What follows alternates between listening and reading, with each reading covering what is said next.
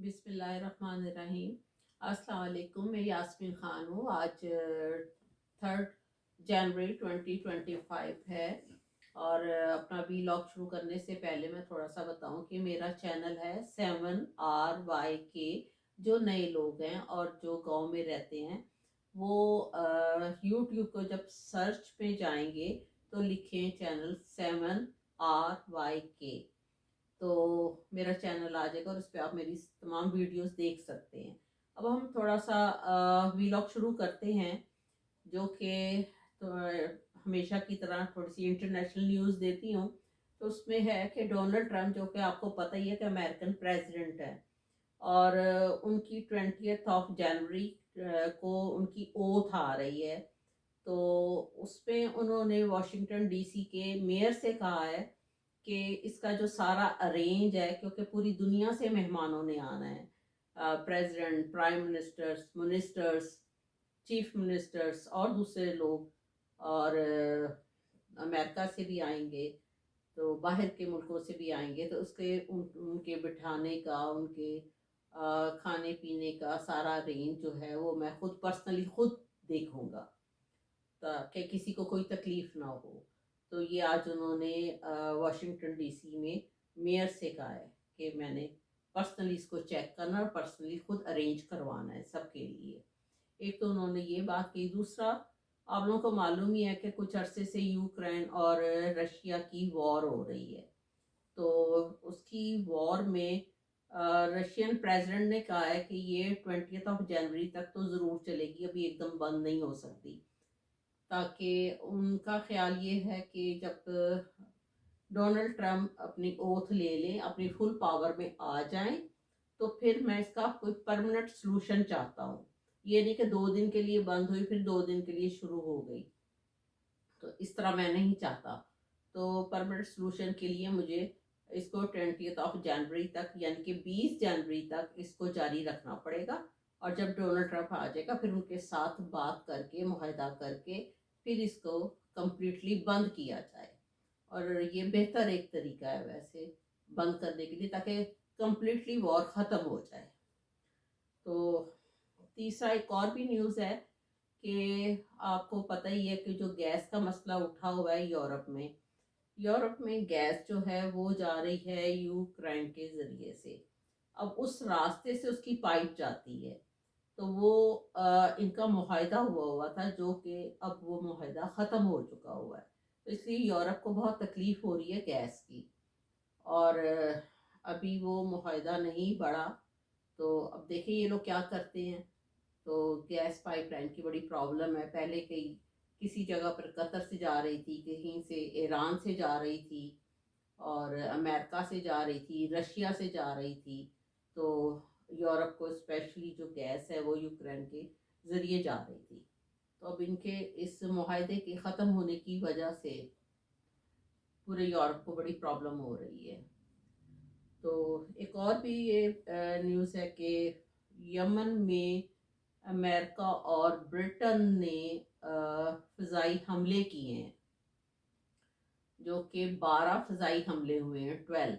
और इसमें यमन का जो दारुल हुकूमत है उसका नाम है सफ़ा, वहाँ पर ये फ़िज़ाई हमले हुए हैं, जिससे कि काफ़ी तबाही हुई है। और ये वॉर अभी तक जारी है, और ये बाइडेन का टाइम है, अभी अभी तक वॉर कोई भी बंद नहीं हुई, और उसी तरह जारी, उसी तरह सारे असले की भी सप्लाई हो रही है। तो एक न्यूज़ के मुताबिक आपको मैंने बताया था 2-3 दिन पहले वीलॉग में कि कैनेडियन पीपल्स ट्रम्प से मिले, तो उन्होंने अपना ये ख्वाहिश का इजहार किया कि हम चाहते हैं कि कनाडा को अमेरिका की 51 स्टेट बना दिया जाए। ऑलरेडी अमेरिका के पास 50 स्टेट्स हैं, तो वो चाहते हैं कि हम अमेरिका में शामिल हो जाए। तो डोनाल्ड ट्रंप ने भी इसका कुछ पॉजिटिव आंसर दिया है कि ऐसा हो सकता है।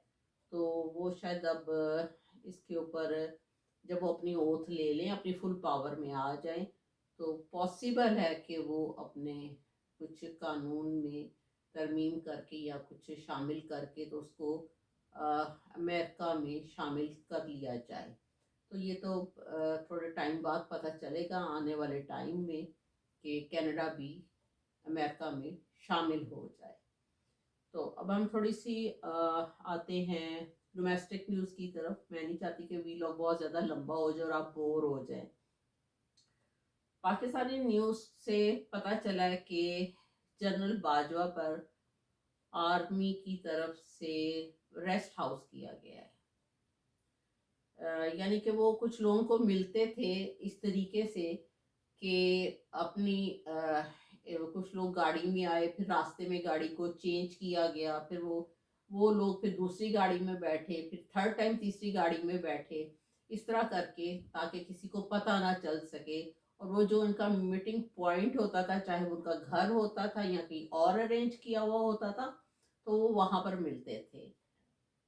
تو جب ان ساری چیزوں کا پتہ چلا ہے حکومت کو بھی اور آرمی کو بھی، پاکستانی اسٹیبلشمنٹ کو بھی، تو انہوں نے ان کو باجوہ کو ہاؤس ریسٹ کیا ہے صرف۔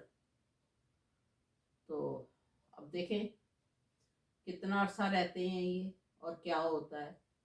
تو ایک نیوز کے مطابق شہزاد اکبر صاحب نے کہا ہے کہ پاکستان کے آرمی چیف کو بڑا اچھا ذوق رکھتے ہیں اور ان کو ایشور رائے بہت پسند ہے۔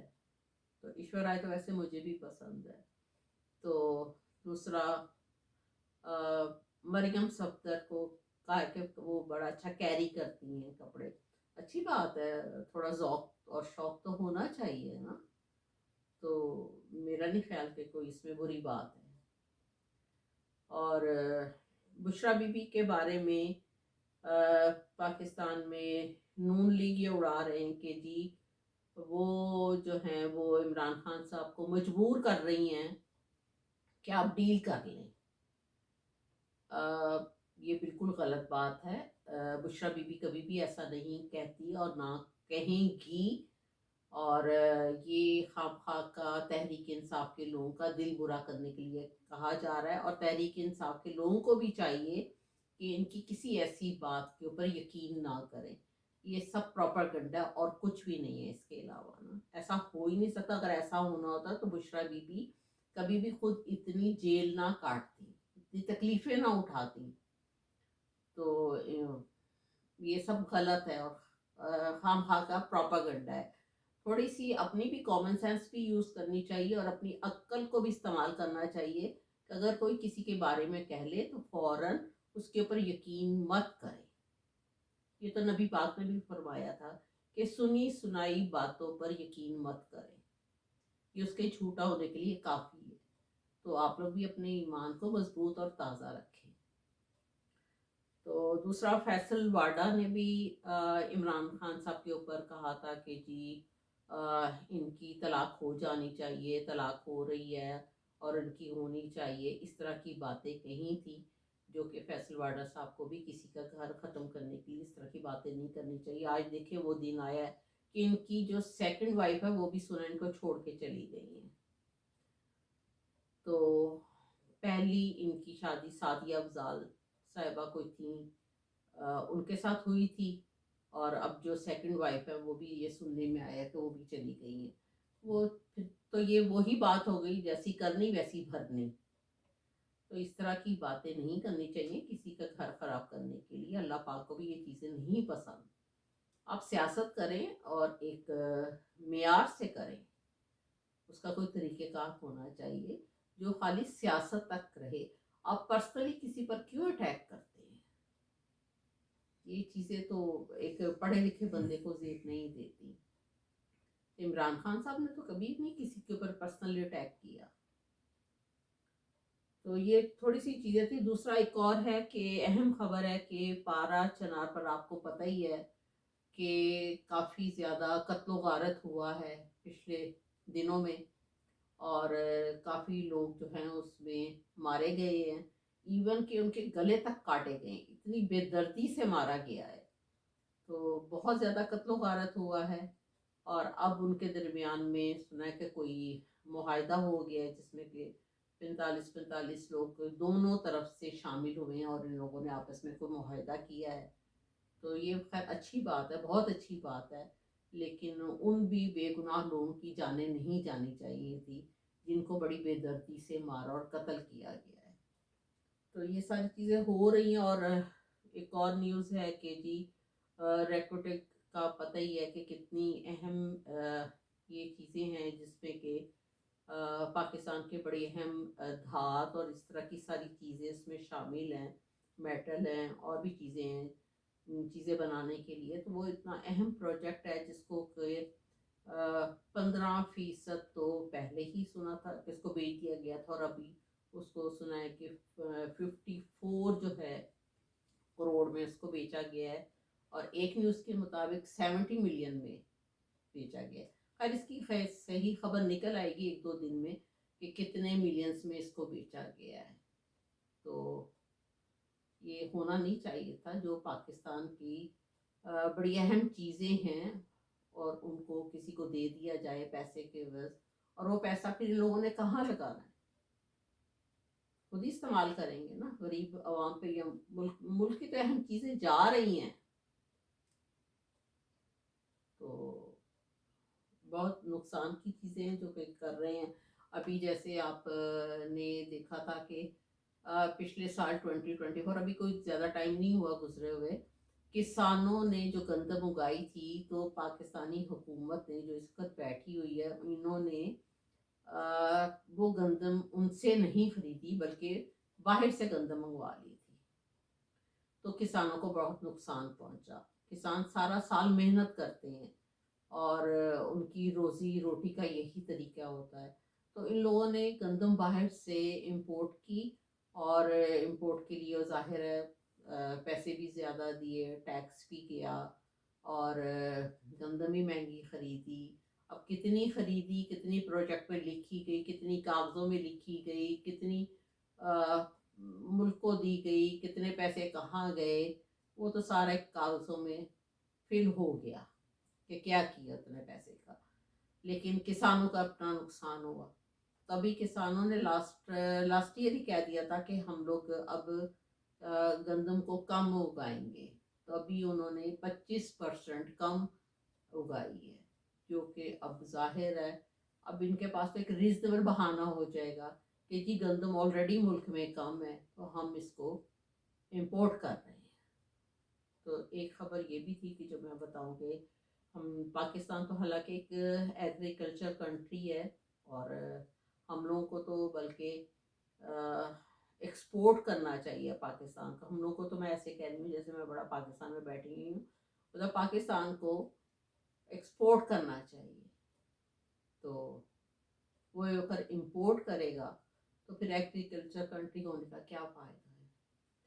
تو ایک کروڑ کے مطابق ایک پاکستان جس طرح اکنامکلی نیچے جاتا جا رہا ہے، ابھی اس کو 1,30,00,000 کا تو ویسے ہی جو لوگ ہیں وہ معاشی طور پر نیچے آ گئے ہیں، اور اکنامکلی بڑا نقصان اٹھا رہے ہیں لوگ.